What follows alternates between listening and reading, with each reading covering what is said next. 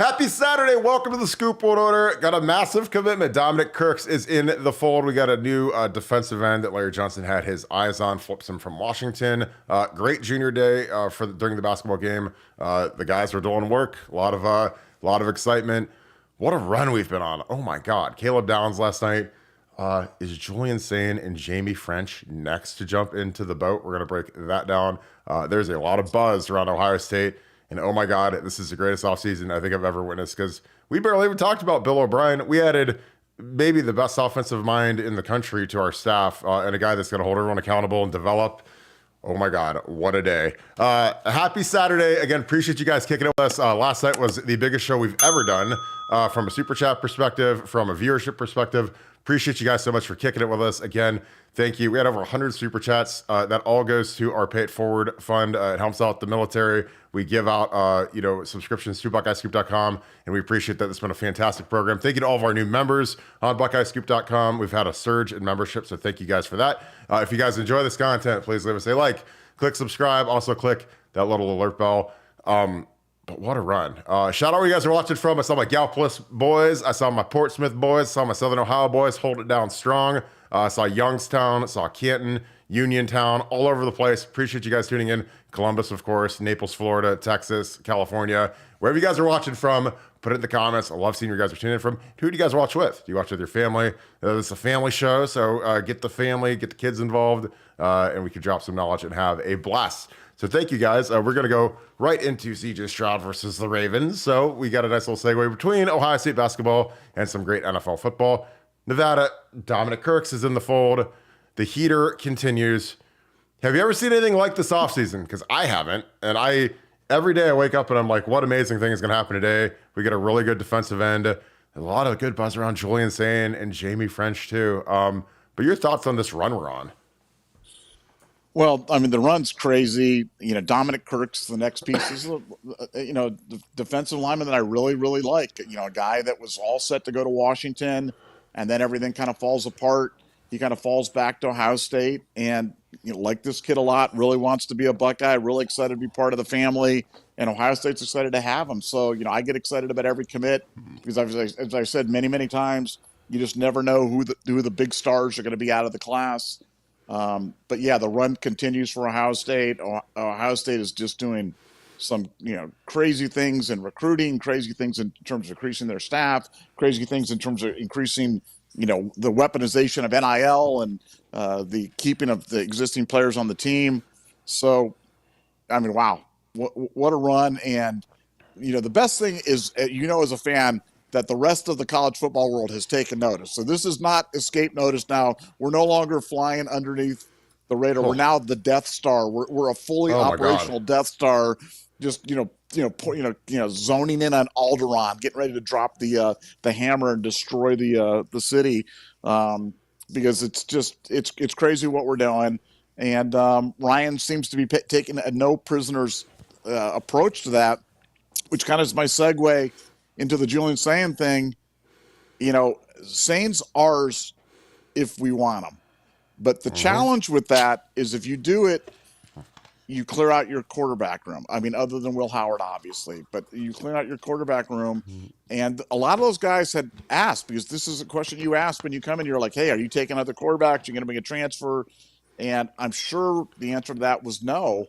So are you potentially fracturing relationships, trust with the team, relationships with other schools, or do people just understand, hey, this is part of business in 2024. This is just big boy college football, and do it? Because I've been told a couple of things. One, he's ours if we want him. And I've been told as of today that we're going to do it. So I'm trying to verify that, because I always tell you when I have it or when I don't have it. But what I've got right now is saying to the Buckeyes. I'm trying to confirm it. As soon as I can confirm it, I'll let you guys know. But I've got that from multiple sources. I would call them B tier sources. They're not primary, but I'm hearing it from some pretty good sources that he's going to be a Buckeye. We're going to be monitoring that closely, and as we get A-level information on that, we'll pass it on to you. Yeah, I think all the math changed when Bill O'Brien showed up. Bill O'Brien recruited this guy. Bill O'Brien loved this guy. Again, Corey Dennis did a good job as a quarterback coach, but and he would be the first one to admit he's not Bill O'Brien. Bill O'Brien's been a head coach in the NFL. He coached, like when Deshaun Watson was excellent and like a top 5 MVP candidate type guy, Bill O'Brien was his coach. Tom Brady, obviously the GOAT, greatest player in the history of football. Bill O'Brien was his coach. Bryce Young wins the Heisman, Bill O'Brien. So Bama,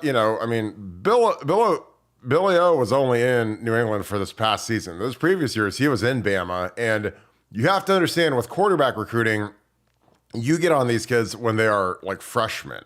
And then you usually have to offer them when they're sophomores. And if you don't go on a kid as a sophomore, you're probably not going to get them. I mean, most of these kids are committed sophomore year, going into their junior year. So he's very familiar with Julian Sayin. And this is a kid that I think, in the cutthroat world where there's really good kids in that room, like Lincoln Keenholz, Aaron Noland, do you pull the plug on those guys and go get Julian? Because again, there's only one chair. It's like musical chairs where there's only one chair. That's what the quarterback room is at Ohio State. Only one guy gets to play. So, Will Howard, this is his year. And, Devin Brown will be competitive and try to take that spot. If he doesn't, there's a shot he transfers. And then you're down to Lincoln. And, Lincoln obviously was put in a terrible situation in the bowl games. I don't really even count that. But Julian Sayin is a generational talent. So, the one thing I know about Ryan Day and now with Bill O'Brien is that, man, I'm telling you, these guys want great quarterbacks. I want great quarterbacks because for us to win championships, you have to have great quarterback play. And Julian Sayin, is the number 1 player in the country. So again, when he's in the fold, the whole thing is different when Bill O'Brien shows up because previously, Corey Dennis recruited Air with Ryan Day. They recruited Lincoln Keenholz. But when you switch out the guy who's the decision maker in the quarterback room and you bring in Bill O'Brien, it kind of deletes all the history that's been built up through recruiting with Corey Dennis. And Ryan Day obviously he's the heavy hand in quarterback recruiting, but Bill's got a say. And again, Nick Saban leaving, nobody's reaped bigger rewards than we have. Obviously, Caden Proctor would have been great, but he went to Iowa. Again, I don't think there's anything we could have done with a kid that's homesick. He's from Iowa, kind of a weird home life, but he wanted to get back home to Iowa, and he did, which is fine.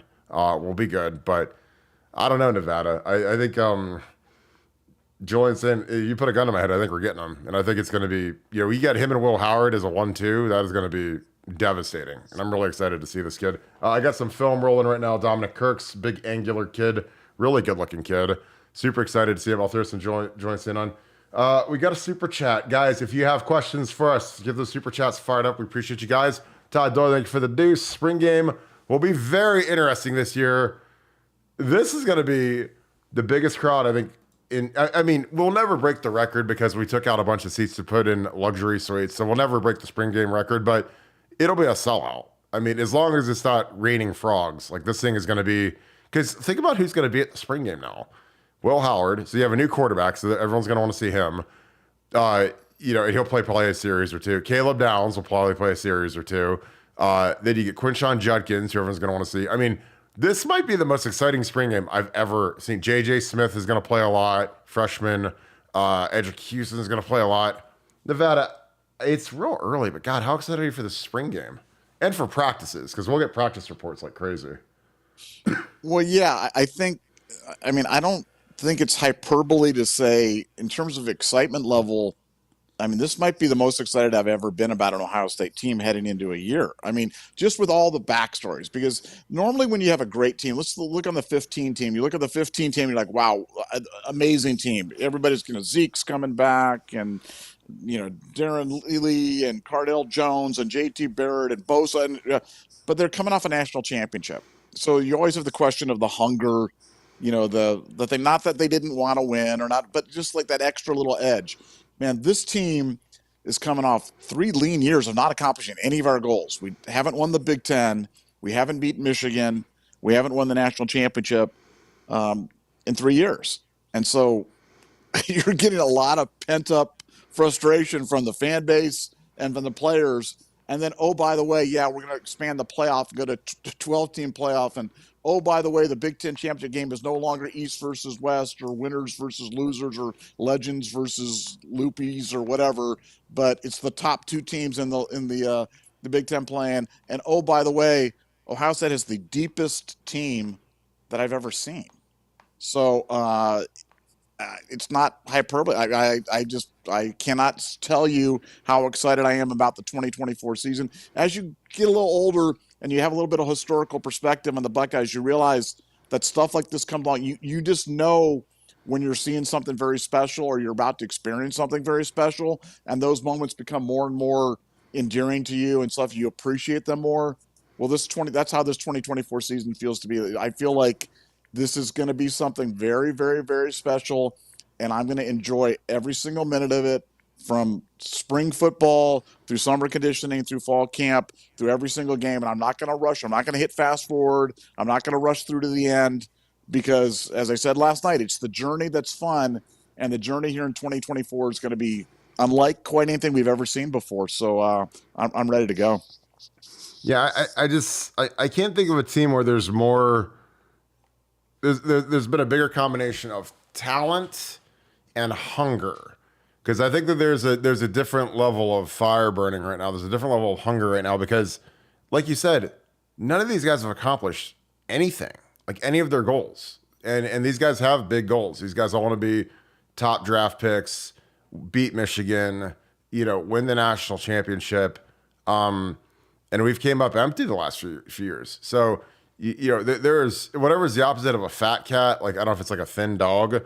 That's what we are. We are thin dogs right now because we are, like Will Howard is a guy who's got incredible physical ability, and he came here, and then all of a sudden Bill O'Brien shows up, and he gets to get tutored by literally two of probably the top 10 quarterback developers in football for a year, and he's got a chance to put it together and become a first round pick, which I fully expect him to. Quinshon Judkins, again, there's such a different energy around this team when you have a guy like Trey Henderson, who's, a guy who wants to win the Doak Walker and be an All-American, everything else. And he goes out and recruits probably his biggest competition for that award, Quinshon Judkins. He goes out and gets that kid and says, hey, let's share the rock. Let's do the D Wade LeBron thing. Let's be not 1A and 1B. Let's both be 1A. We're both 1A.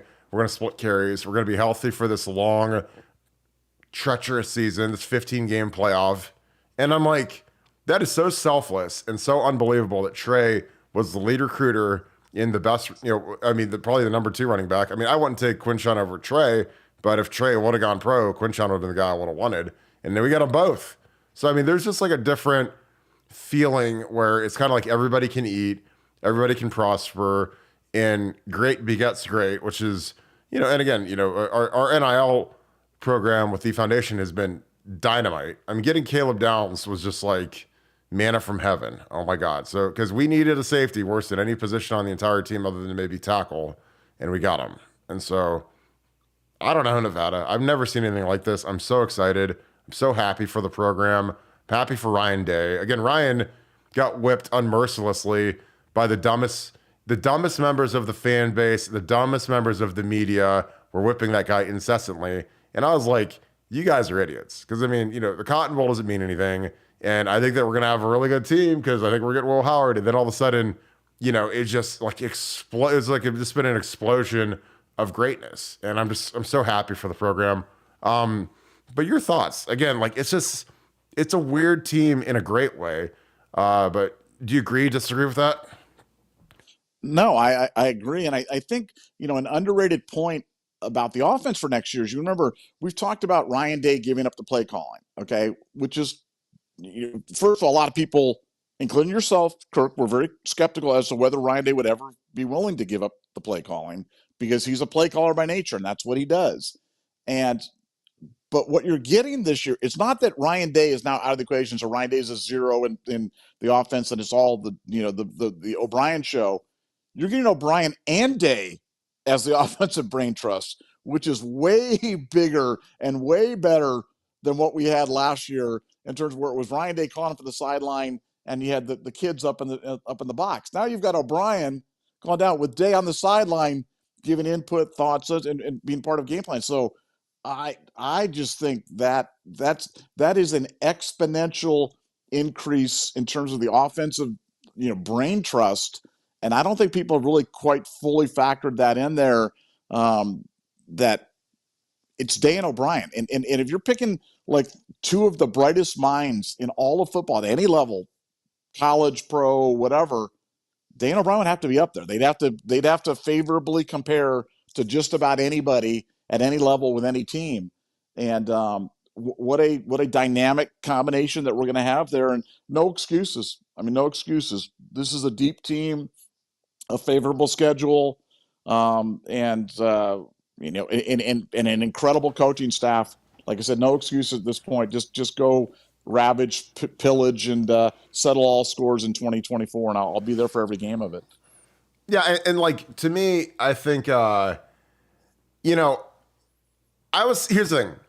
I was skeptical of Ryan Day handing over the play sheet because I knew it would take an absolute monster to take that sheet off. It'd be like if someone said, "Okay, Kirk, I want you to hand over the podcast, the Buckeye, the Scoop World Order podcast. You have to hand it over to somebody." Like I'm like a Ryan Day level control freak where we know how to do this. We know how to have fun. The ratings don't lie. The stats don't lie. We're the number one podcast by a country mile right now. And it's because we're good at it. So for me to like hand this to somebody, it's kind of like Ryan Day handing over the play sheet. Like we know what we're doing. And honestly, I don't want to screw it up, because it's our future and we're kind of the ones building it right now. But if, Colin Cowherd wanted to take over the podcast or something, or some monstrous, talent, I'd be a lot better about it. I'd be like, okay, that guy knows what he's doing. He's got a big house in Manhattan Beach. Okay, that's great. Awesome. But, to hand it over to someone that maybe doesn't know what they're doing, like a Jason Candle or a Liam Cohen or some of the other names that weren't Bill O'Brien, it'd be a lot tougher. But, when Bill O'Brien is called, the games he's called the plays in and the coaches he's worked for and the experience he has, if I'm Ryan, I sleep like a baby every night. I'm like, this guy's been in the biggest of games. He's coached the biggest players, the biggest names in the history of the sport. He's been hired by Nick Saban and Bill Belichick. Like, okay, here we go. This isn't Jason Candle. And again, nothing against Jason Candle, but it's a lot tougher, for me to hand it over to a guy who's called, Toledo versus Ball State on a Tuesday night as his, maybe a couple of MAC championships, whatever. And again, nothing against the MAC, but Bill O'Brien's the highest level of the NFL, highest level of college football. He's been in the pressure cooker. He hasn't folded. He's done great work. So that's all I was saying. So, that was why when we got Bill O'Brien, I was like, Ryan will easily be able to hand it to that guy because he's done it. He's like Kevin Wilson. Like Kevin Wilson, before he ever knew Ryan Day existed, had called a national championship versus the Florida Gators, with Sam Bradford and whatever. So, he'd been in the big games, the big cookers. So that's all I was saying. We have a ton of super chats. I am going to throw on some Julian Sayin highlight tape because it is really, really fun to watch, especially if we're going to go after this kid. And Jamie French too. God, it's funny because they're right next in the little library. They're right next to each other. So that'd be a pretty nice battery. We get Jamie French in here because I'll tell you what, there's one guy that loves Ohio State right now. It's Jamie French, and he is the next J.J. Smith. And I think he's going to be a Buckeye too. So we got a bunch of super chats flowing in. Appreciate you guys. Oh, God, I can't read this. I don't know if I can put this on the screen. I'm not going to put this on the screen, B. Clay, all day, but I appreciate you, my man. Minus the odds on the cheating up north team. I love that you wrote that, but I can't put that on the screen, but I appreciate you, brother. Maintaining delusions of victory over OSU in 2024 based on media narratives. They'll lose 3 next year. I totally agree. I appreciate you. Thank you so much for the 5. Again, B. Clay, all day. You are the man. I can't put that word on the screen, but it is pretty funny that you actually thought of that. So God bless you, and I appreciate you, brother. Bullet Train, thank you for the 5. Could Fry be our weakest link again? He can't bring in recruits, and he can't develop them. I don't know. We'll see. This is a big year for Justin. Again, Bill O'Brien is a fire breather, and that offensive staff room is going to be cooking. But I know that this line...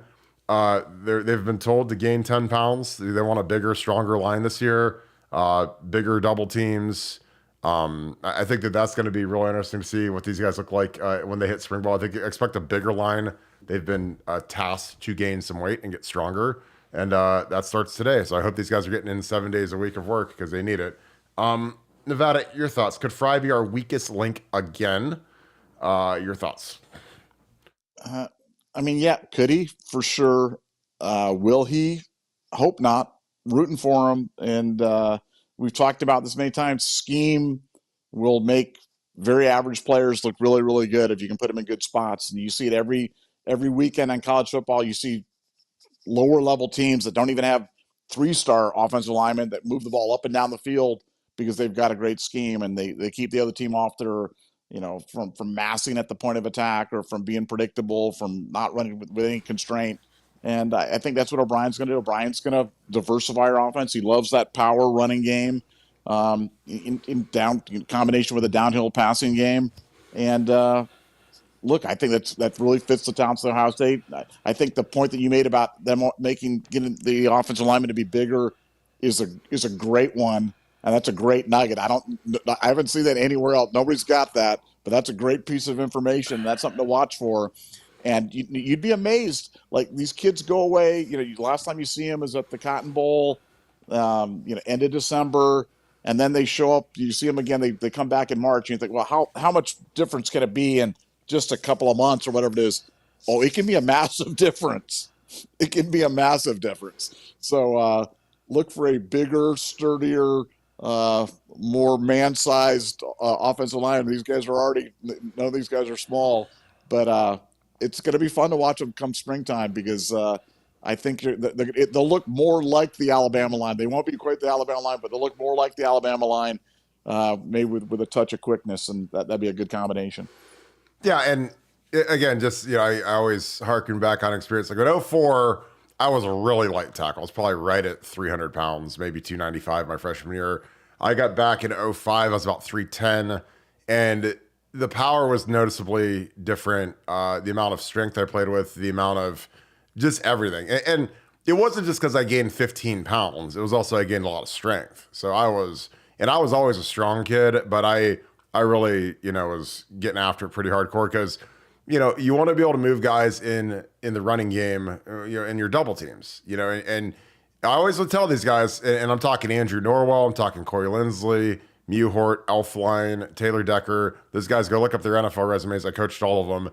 I said, guys, the one universal truth to playing offensive line is everything is easier when you're stronger, when you're bigger, and when you're stronger. And again, but you can't sacrifice your speed. So, I mean, it doesn't mean go out and eat 7, Reese cup pies every night and become a big fat turd.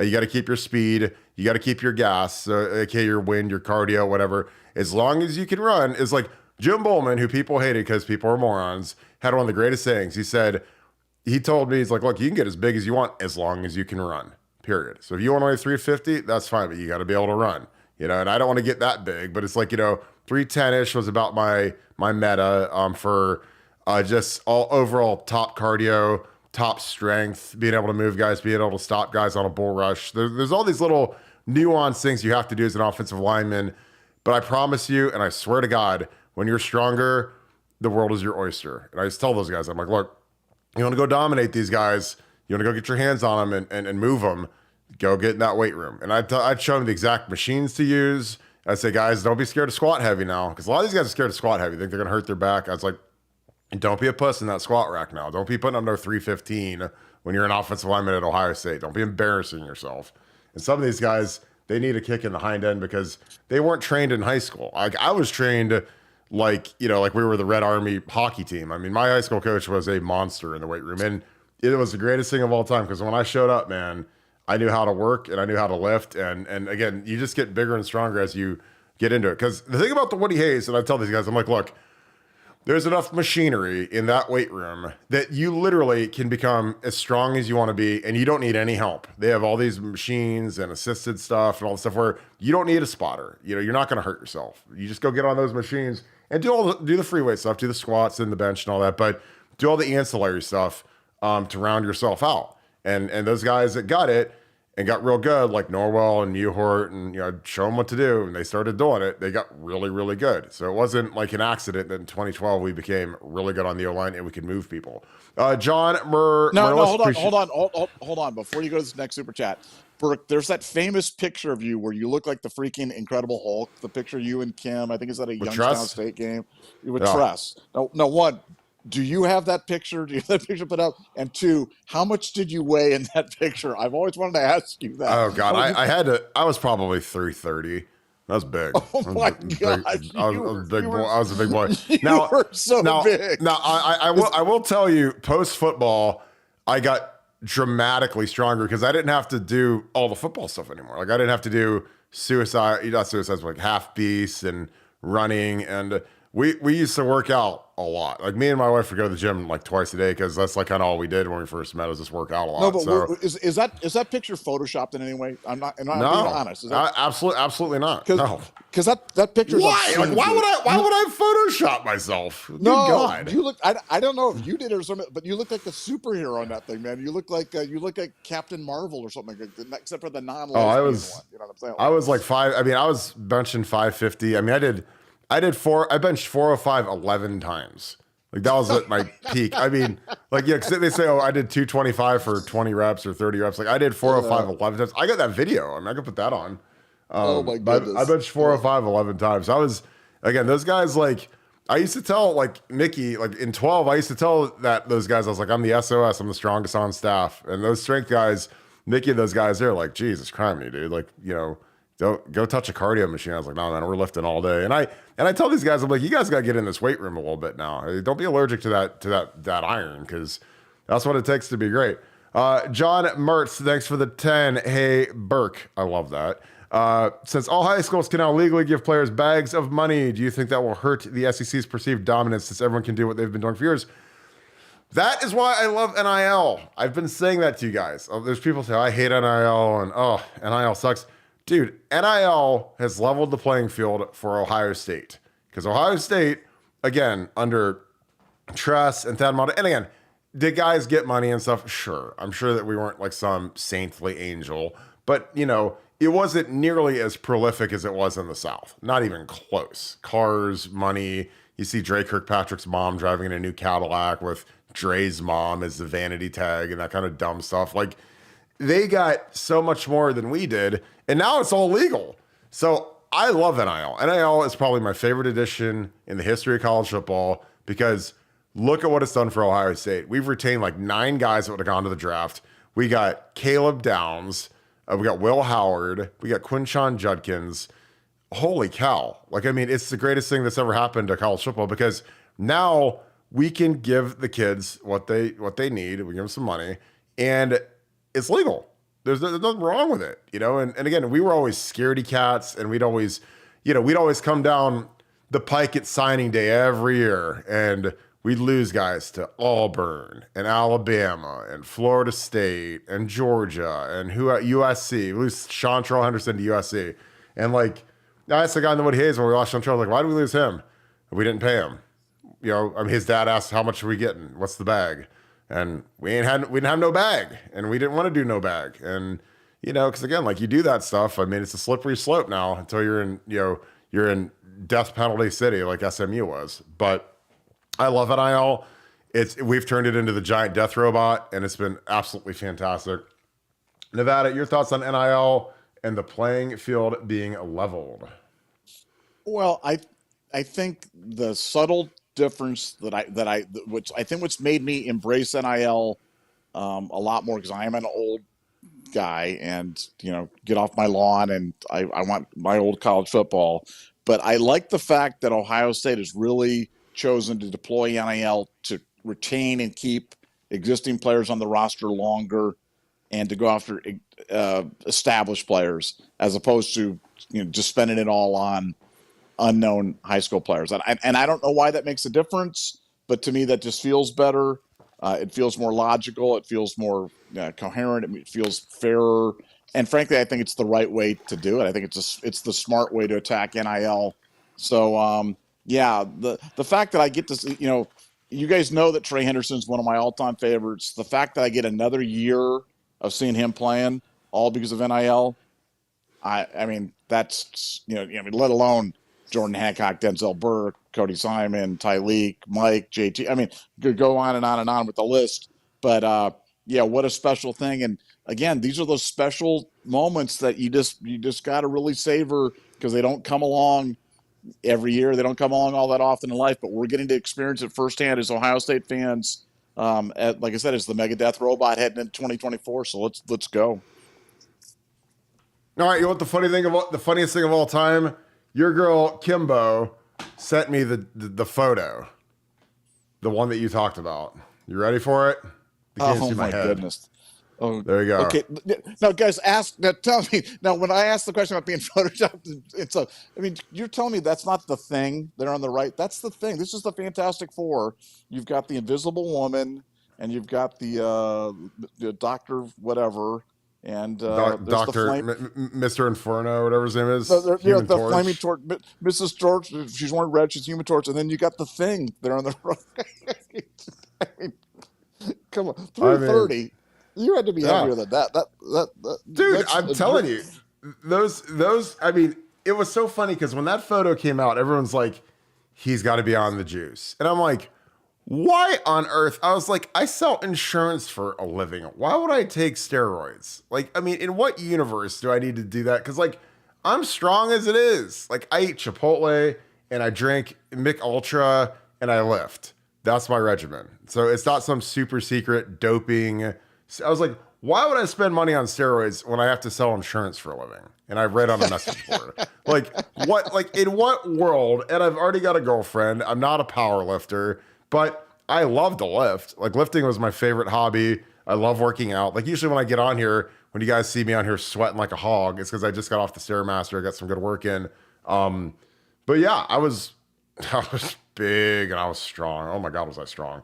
But yeah, it was funny because Kim would spot me on the bench, and I'd bench 500 pounds with her spotting me, because I knew she'd give me a lift off. And I was like, well, if I don't get this, I'm probably going to die, because she's not going to be able to get off my chest. So that was always my mentality. I was like, I always have my wife spot, because if she lifted off the pins for me, and then I could get it. But like 500 was easy for me. So it wasn't like, whatever. And again, I've got the video of me benching 405 11 times. It might have been 12. I mean, that was, and I showed that to them young linemen that are allergic to the iron. I was like, if you guys want to be good and you want to push people around, better get your weight up, youngins.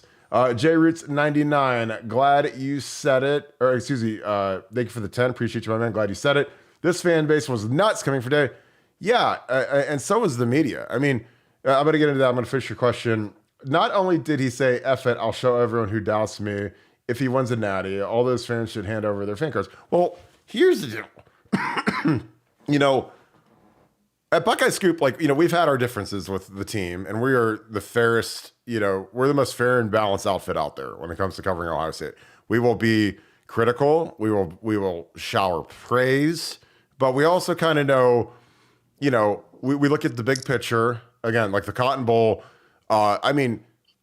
The amount of stupidity that came out of the Ohio State beat writers and media people and all these other idiots they were showering on Ryan Day and he's fired and the program's sinking into mediocrity. Oh my God. I was like, when you write stuff like that, you literally cater to the lowest common denominator of Ohio State sports fans, the dumbest, most worthless, biggest idiots in the entire fan base. And again, those people have been exterminated from our website because they're nothing but negative, and they yield no value anywhere they go. They're miserable people and they're trash. So again, when you write articles where it's like, fire Ryan Day, fire Justin Fry, fire the program, get all new everything, go get Mike Vrabel, go get Luke Fickell, go get whoever. I'm like, God bless, guys. We just lost a stupid game where we got caught with our 18-year-old freshman quarterback and he had to play the whole game. So was it bad? Yeah. Did it suck? Yeah. But was it a playoff game? No. Was it a terrible circumstance because our quarterback quit the team, Kyle McCord, and just left? That sucked. And then Devin Brown, who we had a whole package for, sprains his ankle. That sucked. So yeah, we got caught in a terrible circumstance, and we played a good Missouri team that had a good defensive plan, and their coordinator became the highest paid coordinator after that game. Went to LSU with Brian Kelly, and so we got caught. It's just like in fighting. If you watch a UFC fight, there could be a great fighter out there that gets knocked out because he gets caught by a shot. That doesn't mean he's the worst fighter ever. It doesn't mean you should kill the guy. It just happens. So we got caught. So again, we were very positive about Ryan Day after the game, and we were in the very smallest minority. And again, it's paid off in spades because again, we have, a different vision for the program. And also we have great sources as to what's really going on behind the scenes in terms of we're getting Will Howard.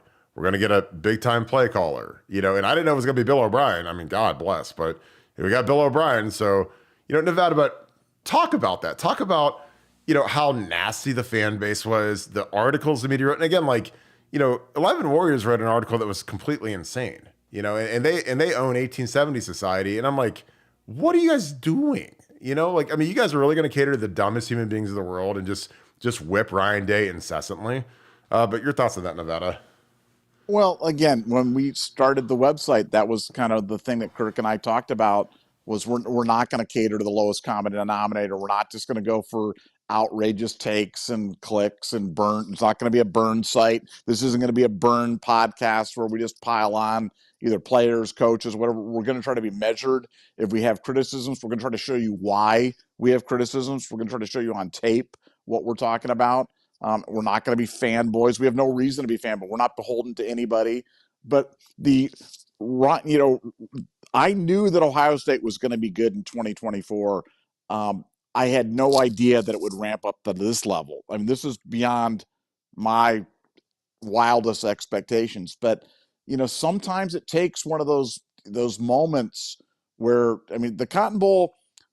Again, if we play the game and Devin Brown plays the whole game and we win 24-7 and he does just enough and everybody does just enough and everybody feels fine and we bring out the Cotton Bowl trophy, are you really wholesale changing the staff? Are you really wholesale changing the quarterback room? Are you really going out and doing the things that they're doing? Maybe so, maybe not. And so sometimes you got to hit rock bottom. And that was rock bottom. That was about as bad as it gets. Watching that game as a fan was about as painful as it gets. But sometimes it takes that to kind of bounce off. And I think Kirk, I know Kirk and I recognized really quickly that, man, Ohio State's going to be really good in 2020. And that's why I put up, we keep receipts also. I put out a big post talking about in early January, I'm all in on Ryan Day. And I have a total belief that they're going to turn this thing around. And that was a minority view at the time. But to me, that was like the most obvious bet because we knew what was coming down the pike. And as an Ohio State fan, you listen to this podcast, we want you to be a smarter fan. We want you to be the guy that's not part of the dumb crowd that's going to go out there and just being reactionary. Like when somebody says fire Ryan Day, ask to replace him with who? Who are you going to replace him with? And look at what's happening to Alabama right now. Okay, Alabama right now has gone from juggernaut to circling the drain in about 2 weeks with Saban leaving. And they went out and got Kalen DeBoer, one of the hottest names out there in coaching. They got there, and they've lost half their team. And I'm not sure where they're going, and I'm not sure they know where they're going. If you ask their fan base, they're freaking out right now. And, there's a question about who was going to become the new, Thanos of college football. Well, it's Ohio State.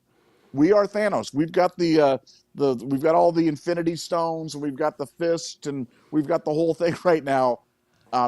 It's not anybody else. We are Thanos, and that happened quickly for Alabama. They went from 6 national championships in 13 years, or whatever it is, to what is our future, all with the retirement of the GOAT.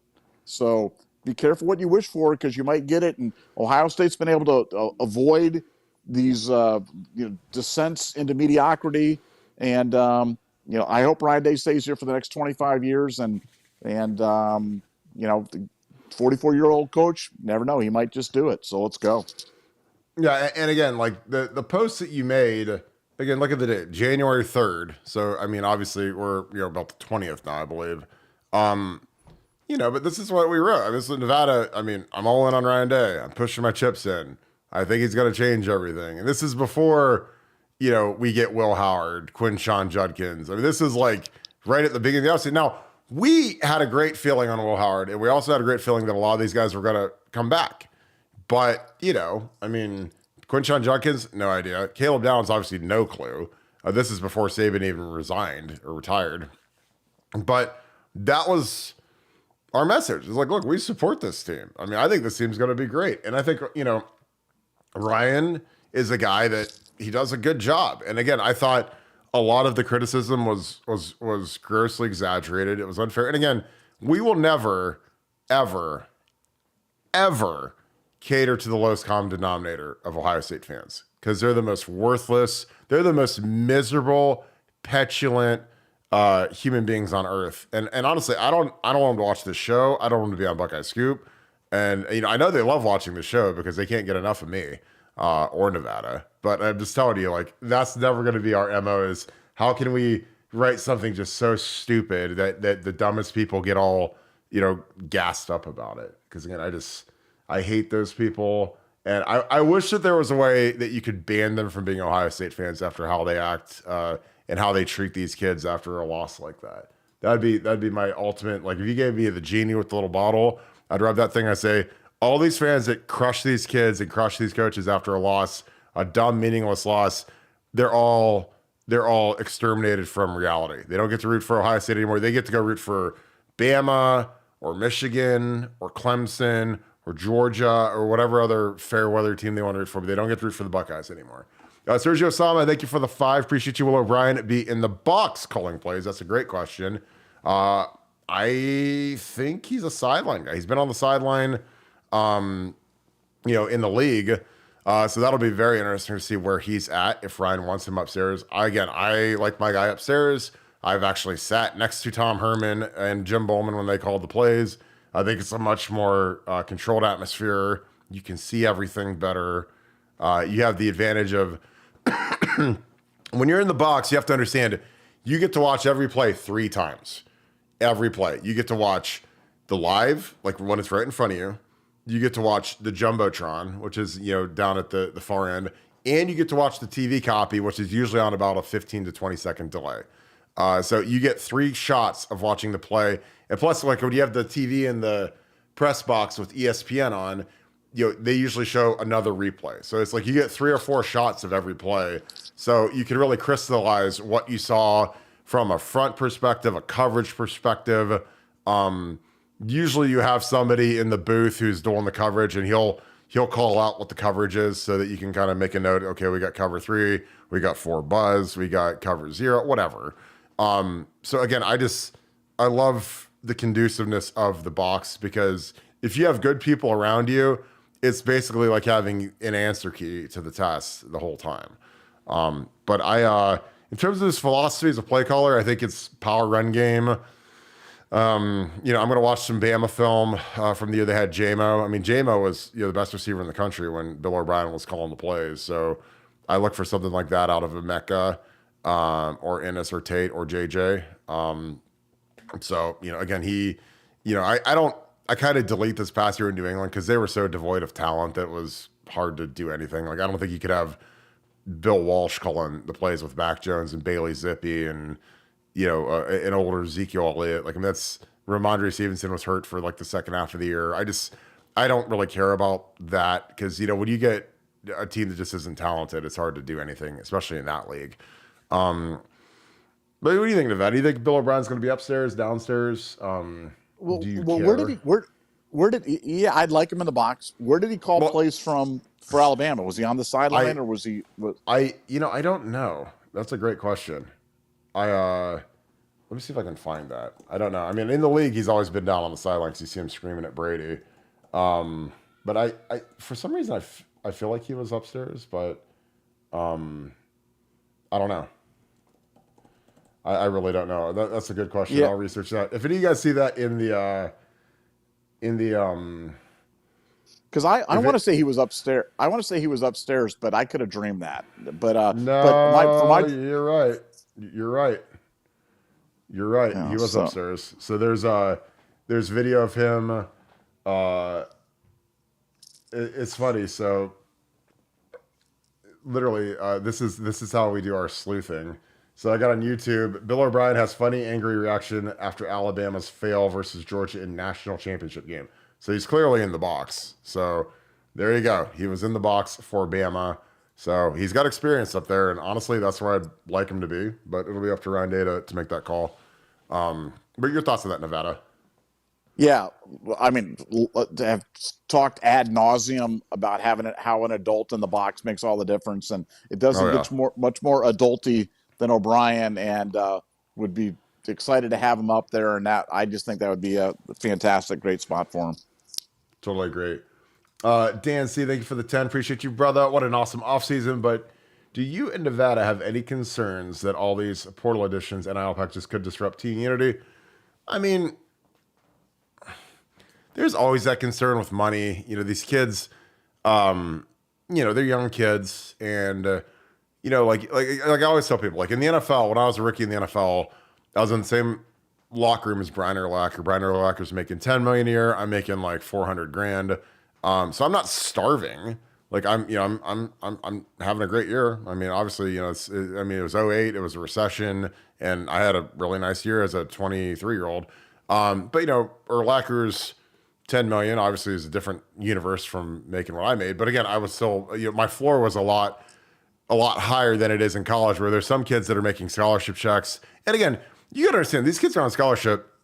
They've never had it better than they do right now, because they get 3 meals a day right now, and they're good meals. They get carry-out food every day from Buffalo Wild Wings, Wingstop, Bravo, Brio. I mean, they get like fantastic food. Like they get their meals, and then they get to take food home that's catered from local restaurants. So like they basically don't have to buy groceries anymore. I mean, I would never buy a grocery for the rest of my life if I was a current player at Ohio State, because they have snacks, they have everything. So they get to pocket a lot more of their scholarship checks, and they get cost of attendance now, which we never did. And again, this is not, I had to walk up the hill both ways when it was snowing. I'm just being honest. These guys have a lot more money in their pocket now than we did, 15 years ago. And again, that's great. And then you add NIL, and a lot of these guys are getting nice NIL chunks. And, again, if you want more money or more NIL money, then go play. If you're a productive player, I mean, these guys can get NIL deals. And plus, if you really want money, go hustle. Go pick up the phone and call some company and say, hey, I'd love to meet you. I'll put on a suit and tie, come talk to you, sell myself, and say, hey, how can I help your business? Can I do a promo? Because if you call the right people, they'd be so impressed that you actually thought enough of them to call them, that they'll be like, God, yeah, I'd love to support you. Here's whatever. Here's a check for some money and whatever. So, I mean, I think that there's some of the team unity stuff, but at the end of the day, man, if you put me on the modern Ohio State team, I'm the starting right tackle. I make whatever X amount of dollars. I'm sure I'd make less than JJ Smith. Because linemen don't make money in this for the most part. They just don't. Offensive linemen, compared to the skill guys, compared to the glamour positions. But every time JJ Smith makes a catch, I'm like, thank God he's on our team. I don't care what we paid that guy. He's worth it. Caleb Downs gets a pick six. Thank God. I don't care what he costs. Like, that would be my mentality. Now, I'm not a pocket watcher. I think if you keep your nose to the grindstone, you work hard, you do the right thing, you live right, then everything just kind of falls into place. But that is something I worry about with NIL. But it's not to the degree that I thought I'd worry about it in the past, because these kids are all doing good, and they get more free stuff and more scholarship money than they ever have. So none of these guys are like living, scraping by eating trail mix on Saturday night. Like, these guys are all doing good. So it doesn't bug me. And again, I'd rather pay and get Caleb Downs, I don't care what he costs, than have him go to Georgia, and then we got to go see him in the playoffs. But this is my opinion. Again, I lived it. And I'm just thrilled that this team's together, because again, if you want to make money in NIL, go be a great player. I mean, go get in that weight room right now and go get to work and get your work in. But your thoughts, Avetta? Well, I think it goes back to that whole point that we had about paying unknown high school players as opposed to established players. I think for the most part, not universally, but for the most part, the big stuff has gone to established players either on the team or that have established themselves elsewhere. So I think that'll mitigate it somewhat. But no, is it a concern? Sure, it's always a concern. We've all seen how Texas A&M kind of imploded spectacularly on stuff like this, and we don't want to be that. I don't think Ohio State will have those issues. As you said, they're doing a good job of taking care of everybody, paying for performance. Just as a side note, but kind of an important side note, I just got it from a source that Sayin is in for Ohio State. And I think that could be announced any moment now. That could be announced as we're finishing up the podcast. So as we're talking about upsetting the room, upsetting the culture thing, I think he's in. I think he's in the. I think he's in, and let the games begin. There. I mean, again, mixed feelings because I think that's got far-reaching implications, but I think he's in. Hey, let's get the highlights turned back on. Get some more. Let's run the Julian Sayin highlight reel again. But yeah, but I think that is a great question about the NIL stuff and team unity. But I think kids as they come up in life, you go through high school. There's some kids that got nicer cars, go on nicer vacations, whatever. I don't think that's kind of like what it is, And I think that if you're on the team and you get the perks of being at Ohio State, there's no law that says you can't go out and get your own NIL deals. Because I'm telling you, man, if I was in this NIL era, man, oh my God, I'd have been at every business in town, and it would have been amazing. They'd have been trying to kill me to get me out of there because, it's like we weren't allowed to go and meet with company owners and how can I help and what can I do and can I build your brand and can I do social media? Can I have a podcast? Like whatever. So if these guys are upset about that they're not getting NIL money, then go kill some stuff. You don't have to sit around like an old lady and sit on the couch and pray that people bring you money. Like you can go out and get it. So again, that's my mantra. And again, I love that. Buck, thank you for the 5. Nevada seemed to suggest that Day was talking to O'Brien about other OC options. What is their history together? We seek out him or he come today. Well, Nevada, I'll let you take that. But, the coaching community is a small one. Ryan Day is obviously close with Urban Meyer. Urban Meyer absolutely loves Bill Belichick. I mean, he'd go clinic out there and sit in meetings and watch OTAs when he was at Florida and very tight with him. So I'm sure that's a natural segue to get to Bill Belichick and ask about, Bill O'Brien, etc. But Nevada, your thoughts about Day talking about OC options with O'Brien? I'm not sure what their history is, but they're about to have some history now. But your thoughts on that? Well, yeah. And what I'd had is that Day and O'Brien were having repeated conversations. And honestly, I just kind of put that together that had to be about other people, not about him. I just did not think that was like a possible type of scenario of him coming to Ohio State. But I had it that they were talking, and I'd had that from Day's side. I had from people close to Ryan Day. They said, yeah, I had another conversation with Bill O'Brien for 30 minutes. He had another conversation with him for 50 minutes, and I just assumed he was bouncing people off of him, kind of a la Chip Kelly when they hired Ryan Day. So I just read that one wrong. I knew that the conversations were taking place, and maybe it started out that way. Maybe they started out talking about other people, and O'Brien's like, hey, heck, I do that job. Because once Ryan got the green light to kind of open the bag, and I told you guys this, that he literally gotten the green light, unlimited budget to hire whoever he needed to hire for that offensive coordinator position. Maybe that changed the equation, and maybe it changed from being an advisor to being a candidate. Don't know, but I knew those conversations were taking place. But I clearly read it the wrong way, and I'm glad I did, because I couldn't be more excited about the fact that we got him in the fold. Yeah, and for me, he's a guy that strikes me as a guy that loves the NFL. I mean, again, any coach, who's been in the league doesn't have to recruit. I mean, the NFL is a lovely life. So obviously with Bill Belichick being a heavy favorite to get this Atlanta Falcons job, I was like, I'd love to get Bill O, but I mean, I'd imagine, Belichick would probably bring him to Atlanta. But, if I'm Bill O'Brien and I'm trying to kind of rebuild my star, do I want to coach Desmond Ritter and, the Taylor Heineke or whoever they got? I mean, they have a terrible quarterback room.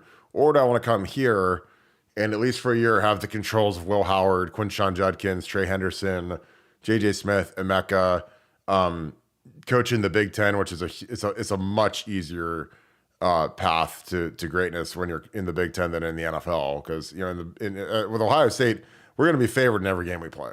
We have better players than everyone we go against, so that's a different world than the NFL, where there's obviously a lot more parity. But again, I'm floored. I'm excited.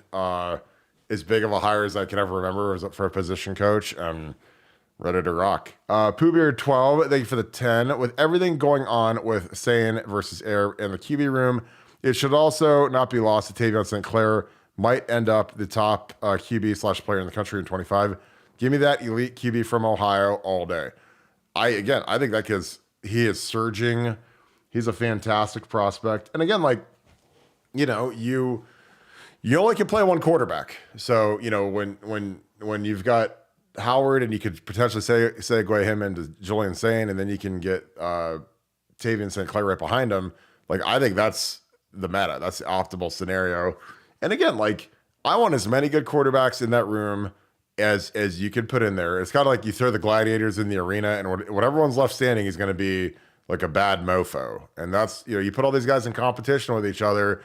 You can't really have a bad day because, I mean, these guys are all A players. Even Lincoln and Air, those guys got a lot of upside. So Julian shows up and he's got to compete with these guys. Like, it starts at 6 a.m.s in the 6 a.m. workouts. It starts in conditioning. It starts in drills. It starts in meeting work. They keep score of basically everything. So whoever comes out of that thing at the end, I obviously we assume we'll hire this year, but then next year, I'm all for it. Because, dude, like, iron, again, it is the biggest cliche in the universe, but when you're at Ohio State, iron truly does sharpen iron, and you can't screw around when you've got a guy like Julian Sayin coming in to try to take your spot. All right. Johnny Harris, thank you for the 5. Will Day cut Mick loose to toughen the team up for this natty? That's the word on the street. I mean, there's been some edicts laid out. Mick is getting after it, and the offensive line... they want the offensive line to be bigger and stronger. So they all have to gain 10 pounds. Like I was told that this week. So, they want these guys in there. They want them stronger. They don't want these guys getting pushed around. So they want to be a little beefier. And again, I love that. Again, I think that it's not just 10 pounds of just, eating white queso cheese and chips. It's like, you got to go push some weight, 10 good pounds. And these guys can do that over the course of 6 months. I mean, you eat right, you hit the weights, you just do more than you've been doing. It's not hard to do. B Clay all day. Thank you for the 5. I was the 9th ranked receiver in 2010 at D1 football in Ohio State. I never got a sniff from OSU. Seeing that photo, I'm glad. Stay over there, Thanos. I know that photo, God bless, that's got to be from like 2014 maybe. I mean, that was up at Youngstown State with Tress. When he was president, he invited us up to one of his games and we sat in his suite. So that was a pretty good photo. Thanks for bringing that up, Nevada. That's pretty funny. Stephen Wood, thank you for the 5. Appreciate you, my man. Do you see Sayin as an upgrade over Aaron Nolan? Yes. I watched film of both and I don't believe he is, but I am just a fan. I think Julian Sayin is an upgrade from Air. Now, I love Air. I think Air is one of the nicest kids in the world. He's a really good player. He was fantastic, very prolific at Buford, Georgia. But if you put a gun to my head, I think Julian Sayin is better, universally higher ranked. But again, that's why I would love for these kids to both compete. Let's put them against each other and let's really see. Nevada, your thoughts on Air versus Julian Sayin? Again, I like them both. So if we get one and not the other, great. If one transfers, great. I just love competition. But your thoughts on Julian Sayin versus Air Noland? No, I mean, I love them both. I love, I mean, look, the only knock on Air is he kind of locks in. He's a little bit, and we've talked about this on the board. He's a little bit of a lock in and throw kind of guy. Where Sayin's kind of a guy that can kind of scan the field, kind of work through his progressions better. And that's the only thing that I would say is the difference between the two right now. And the question is going to be is how good is Air going to get at moving along there? I just think Sayin's just more polished. So like you said, gun to my head, you're like, who do you want in your room? You can only have one. I'm going with Sayin.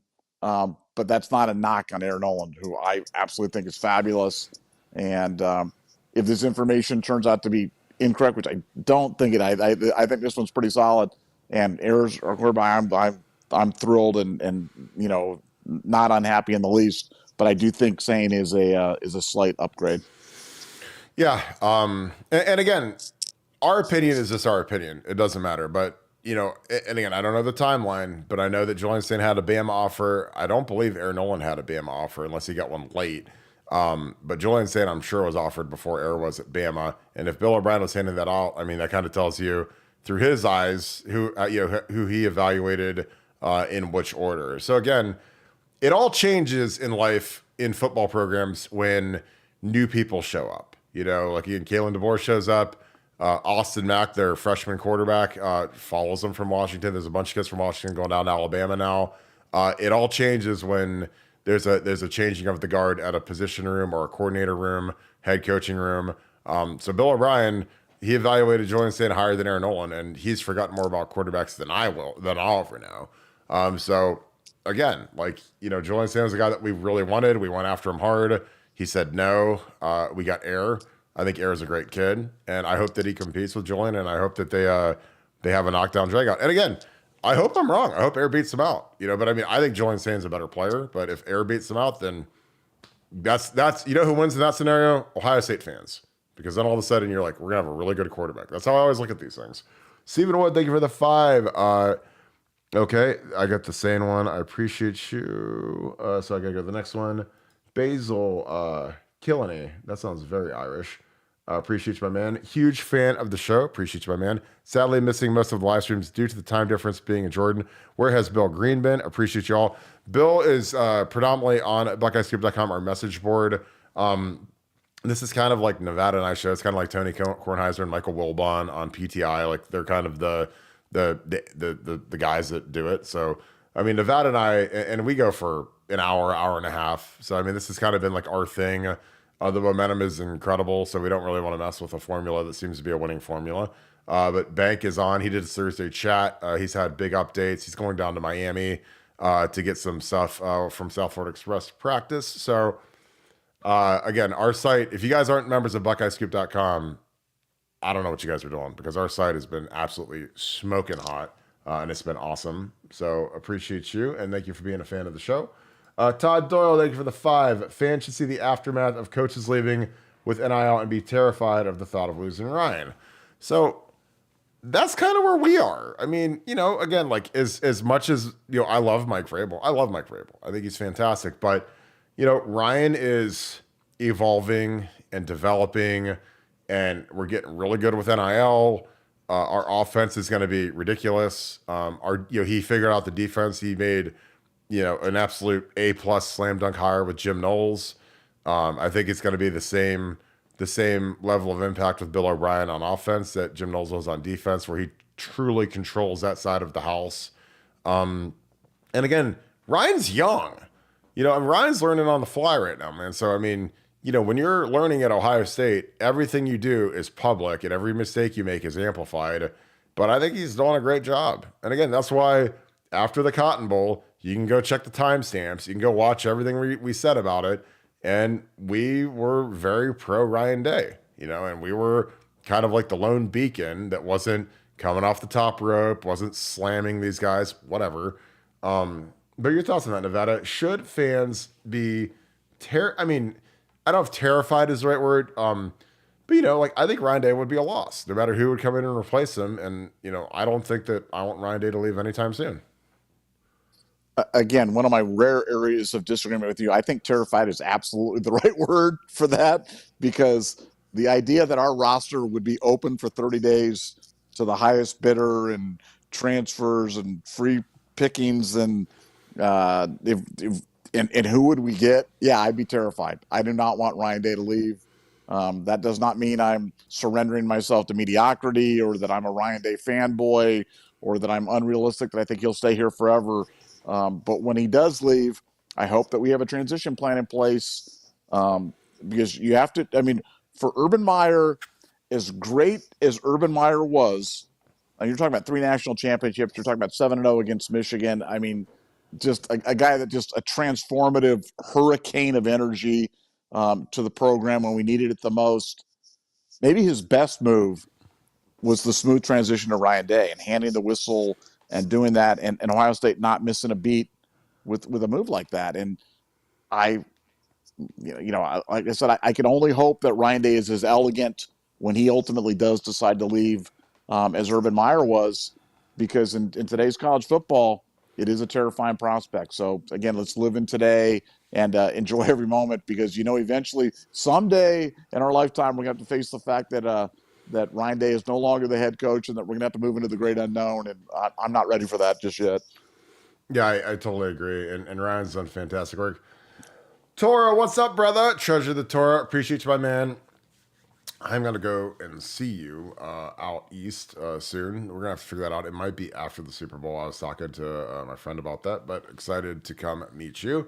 Kirk, what's the deal, family? You're looking real golden in the YouTube streets right now. It's because we stay strapped out here, Tora. You know how we do. Appreciate you, my man. I am cruising up to Massachusetts and seeing you live. Love and respect, family. Your brother, Tora. Tora, you're the best, bro. It's been great getting to know you offline. Shooting the crap with you on the phone has been fun. I really appreciate you so much, my man. Again, I hope you're having a great day, great weekend. Looking forward to come kick it with you. It's going to be a blast. So I appreciate you, brother. Thank you for all you do for this channel. Thomas Ridley, thank you for the deuce. Kirk, more weight, muscle shouldn't be an epiphany. Well, I mean, it shouldn't be, but some of these guys, you got to understand, like, we have offensive linemen that have these like hypercharged metabolisms where they got to eat like 7 times a day, and they got to.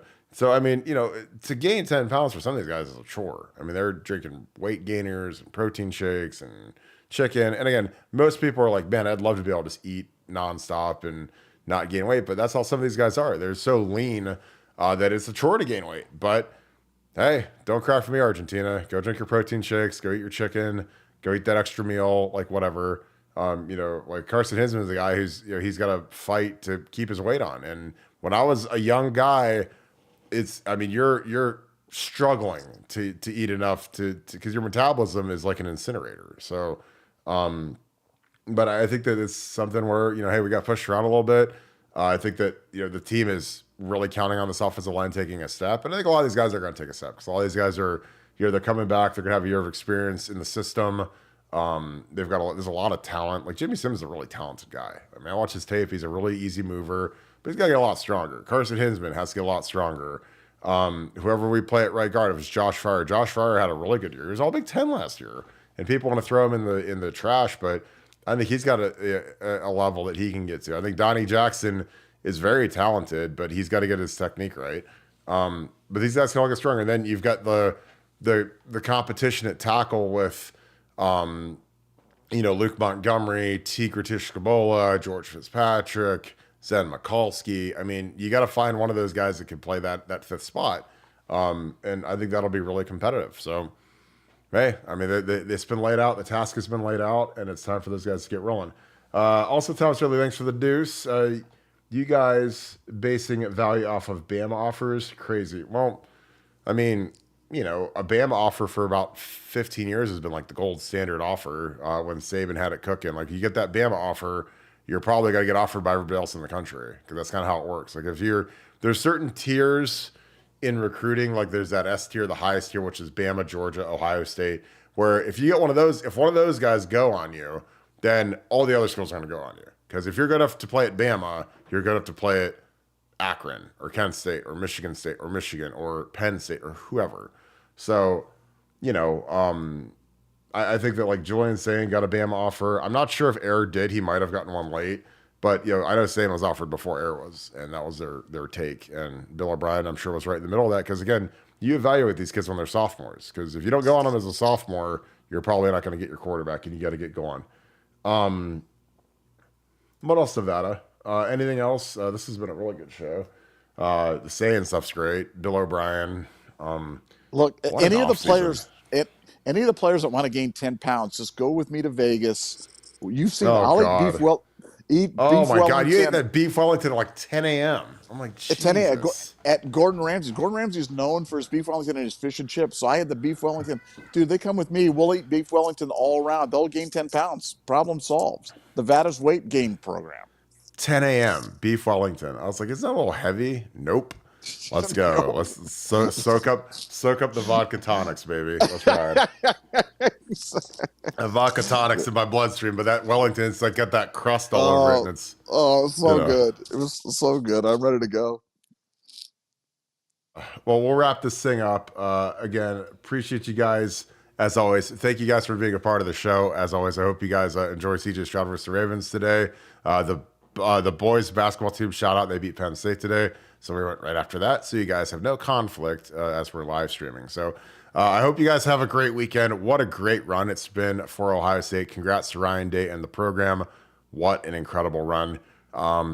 But again, just appreciate all your support. Huge episodes. If you guys enjoy this content, please leave us a like. Click that little subscribe button. Also click the little alert bell. You'll get an alert when we go live, so you never miss a live stream. Usually on these NFL days, like tomorrow, we'll probably go about the same time so that you guys don't miss any NFL football. But we appreciate you guys so very much for kicking it with us. As always, thank you for the super chats. Those go to the Pay It Forward Foundation. So we really appreciate you guys kicking it with us. But as always, if you guys aren't members of BuckeyeScoop.com, you got to join it. I mean, it's been an absolute crazy community, breaking news, inside information on the team. It's been epic. So consider joining BuckeyeScoop.com. It is the #1 premium message board experience for Ohio State football. So we thank you guys. With that being said, thank you so much, Buckeye Nation. And thank you, Scoop family. We're going to talk to you guys tomorrow. Go Bucks.